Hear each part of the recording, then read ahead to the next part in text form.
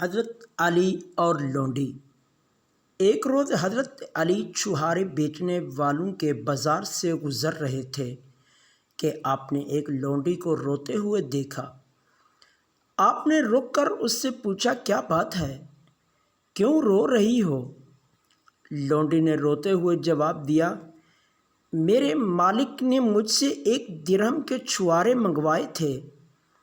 میں نے بازار کے ایک دکاندار سے چھہارا خریدے اور اپنے مالک کے پاس لے گئی، مگر مالک نے کہا یہ خراب ہیں، واپس کر کے آؤ۔ میں یہاں آئی ہوں لیکن یہ دکاندار واپس نہیں لیتا۔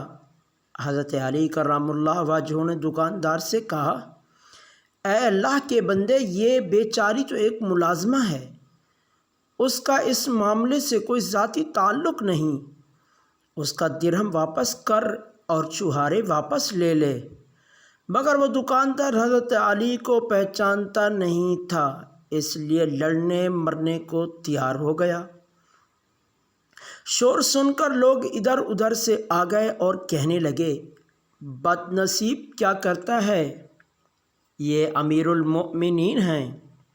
یہ سنتے ہی دکاندار خوف سے پیلا پڑ گیا اور تھر تھر کانپنے لگا۔